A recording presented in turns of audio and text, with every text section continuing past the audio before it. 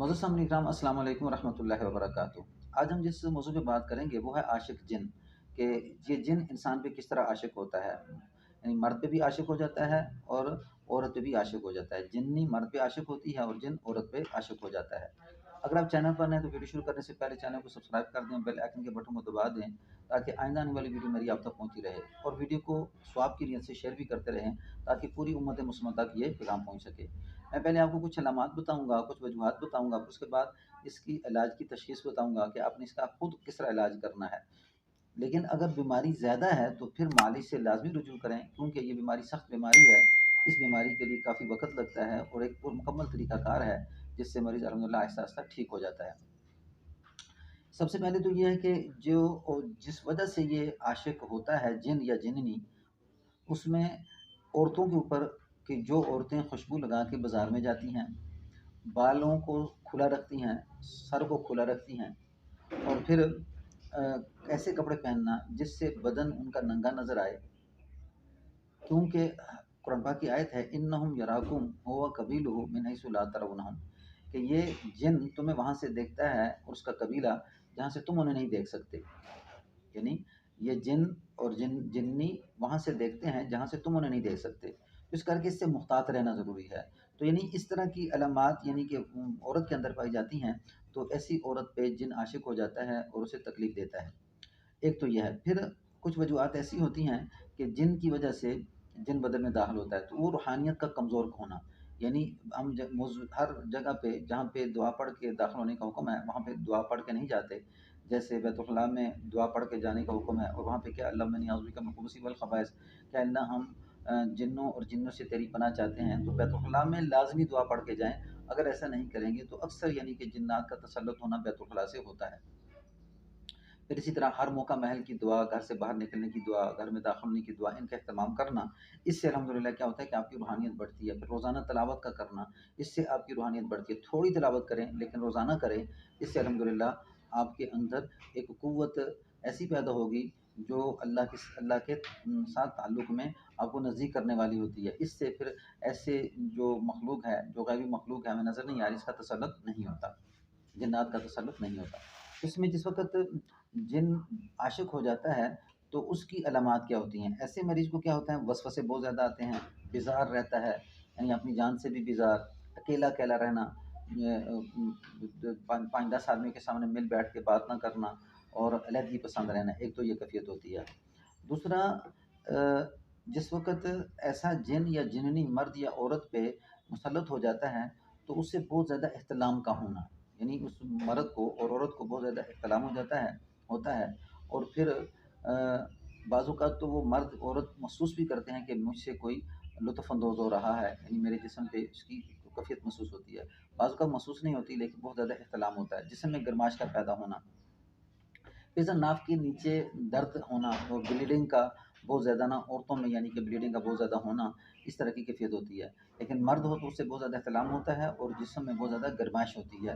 ये मर्द के अंदर चलता है। इसी तरह औरत के अंदर लेकिन उसमें ब्लीडिंग भी बाज़ औक़ात ज़्यादा होती है। जिस्म कमज़ोर हो जाता है, लाग़र हो जाता है और इसी तरह जिन्नात में अगर इस तरह आशिक जिन होता है तो शादी जिस औरत की ना हो रही हो तो उसमें ये रुकावट पैदा करता है, यानी इश्क की वजह से वो शादी नहीं होने देता, निकाह नहीं होने देता और इसी तरह जिन लोगों की औलाद नहीं होती तो ये आशिक जिन औलाद के ना होने में क्या होता है रुकावट बनता है, यानी औलाद नहीं होने देता। और बाज़ औक़ात मियाँ-बीवी के दरमियान जो है मिलने के लिए जब मियाँ-बीवी एक-दूसरे के नज़दीक होते हैं तो ये रुकावट पैदा करता है, बीवी को दौरा आ जाता है या मर्द को कोई दौरा आ जाता है और ये आपस में मिल नहीं सकते और बाज़ औक़ात ख़ावंद या बीवी चीख़ो-पुकार करती हैं जिससे इनके मिलने में रुकावट होती है और दिल में नफ़रत पैदा हो जाती है, मर्द हो या औरत एक-दूसरे के और इस तरह की कैफ़ियत होती है। तो इस सूरत में फिर आगे ये शैतान जिन जो है ये इंसान के बदन में हवाई सूरत में दाखिल होता है और बदन के अंदर सरायत कर जाता है। जैसे कि कुरान पाक की आयत है, हदीस का मफ़हूम है कि ये शैतान तुम्हारे बदन में ऐसे दौड़ता है जिस तरह के खून दौड़ता है और फिर ये जिन मुख्तलिफ़ किस्म की शक्लें अख्तियार करते हैं। लेकिन हमने यहाँ पे जिन्नात का जो तसव्वुर है आशिक जिन का तो ये बदन में दाखिल हो जाता है और इंसान के दिल में वसवसे पैदा करता रहता है। तो अब ये इस तरह की अगर कैफ़ियत हो तो एक मरीज़ छोटा मरीज़ होता है तो छोटे अमल से ठीक हो जाता है, यानी बीमारी नई नहीं है तो जल्दी ठीक हो जाएगा। लेकिन अगर बीमारी बढ़ चुकी है साल तक, 2 साल तक या 5-6 साल, 7 साल में, इस मरीज़ को मेहनत की ज़रूरत है। उसमें अब इलाज क्या है कि अगर आपके पास मुआलिज कोई नज़दीक है, तो उसके साथ राब्ते में रहें।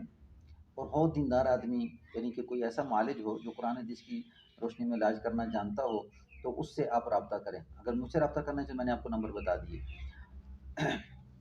अब इसका इलाज क्या है? एक तो आपने सूरतुल फलक और सूरतुल नास का रुकिया सुनना है, कम से कम 2 घंटे, ढाई घंटे, 3 घंटे तक आपने इसका रुकिया लाजमी सुनना है। यानी कि आपको नेट से मिल जाएगा, लिखें रुकिया शरिया सूरतुल फलक सूरतुल नास, तो आपके पास वो आ जाएगा। तो ऐसा मरीज़ क्या करे, फलक नास का रुकिया सुने। दूसरा, सूरत बकरा की पहला रुकू और फिर सूरत बकरा का आखिरी रुकू और आयतुल कुर्सी, ये कोशिश करे 7-7 मरतबा पढ़ के अपने ऊपर दम कर ले। सुबह के वक़्त एक ये अमल है। और फिर फलक और नास और सूरतुल इखलास, इन 3 को भी 7 दफ़ा या 11 दफ़ा, यानी ये जो चीज़ बताई है 7 दफ़ा कर ले या 11 दफ़ा, इस अमल को करके अपने ऊपर भी दम करे। और फिर एक आयत है, अफ़हसिबतुम अन्नमा खलक़नाकुम अबसा, ये सूरह मोमिनून की आखिरी आयत है। इसको भी यानी कि 11 दफ़ा या 7 दफ़ा पढ़ के अपने ऊपर दम कर ले। और फिर पानी पे दम दम कर ले। ये पानी पे दम करके पानी पीने के लिए इस्तेमाल करना और सर पे लगाना और जिस्म पे जहाँ कोई तकलीफ़ महसूस होती है वहाँ पे पानी लगाते रहना, दिन में 3-4 दफ़ा, 5 दफ़ा, जैसे-जैसे मौका मिले। अगर आप किसी बर्तन में डाल के पानी अपने ऊपर फेंक भी सकते हैं, तो पानी फेंकना भी जायज़ है, इसमें कोई ऐसा मज़ायका नहीं है। यानी काफ़ी तादाद में फेंक भी सकते हैं, यानी पूरा डूंगा भर के आप अपने ऊपर फेंकें। तो अगर ऐसा नहीं है तो कपड़ा लेके या हाथ के ऊपर, जैसे इंसान वज़ू वगैरह करता है, तो ऐसे अपने सर पे भी डाल दे, या थोड़ा पानी लगाता है तो कपड़े के साथ लगा के या हाथ के ऊपर लगा के, तो सर की जैसे तेल लगाता है ऐसे भी लगा सकता है। और अपने गले पे लगाए, जहाँ पे कोई तकलीफ़ वगैरह होती है वहाँ पे लगाए। और फिर पानी पीना शुरू करे। यानी ये कुछ अमल। फिर वज़ीफ़ा अस्तग़फ़िरुल्लाह माज़अल्लाह का वज़ीफ़ा, ये 313 का मामूल बना ले। अगर ज़्यादा नहीं कर सकता तो 200 कर ले, लेकिन 313 सबसे ज़्यादा करामत है। इस वज़ीफ़े को भी जारी रखे। तो इस तरह ये कुछ वक़्त तक इस अमल को, यानी पानी पीता रहे, पानी जिस्म पे लगाता रहे और इन अमलों को करता रहे। यानी सुबह शाम, यानी कि ये अमल करने हैं जो मैंने बताए, इख़लास, फलक और नास, और सूरत बकरा का पहला रुकू और आखिरी रुकू, और सूरत मोमिनून का आखिरी रुकू 7 या 11 दफ़ा, और उसके साथ अलहम्दु शरीफ दिया है 7 दफ़ा। तो ये अमल सुबह और मगरिब के बाद मुसलसल करे। और अगर इसे मौका मिले तो रात को सोते वक़्त भी करे। और बाकी दिन के औकात में सूरह फलक और सूरह नास का रुकिया सुनता रहे। इससे आहिस्ता-आहिस्ता फिर ये मरीज़ ठीक होना शुरू हो जाता है। यानी सूरह फलक, सूरह नास का रुकिया सुन ले और फिर उसके बाद जब ये कुछ वक़्त तक करे तो उसके बाद जिन्नात के मरीज़ के लिए एक रुकिया मिलता है, ऊपर लिखा होगा जिन्नात के मरीज़ के लिए रुकिया, तो वो इसमें से नेट में से डाउनलोड कर ले। फिर उसको भी साथ मिला के शुरू करे। कुछ वक़्त तक ये इलाज करता रहे। अगर मरीज़ सख़त है 8-10 साल से, तो आपको काफ़ी मेहनत की ज़रूरत होगी।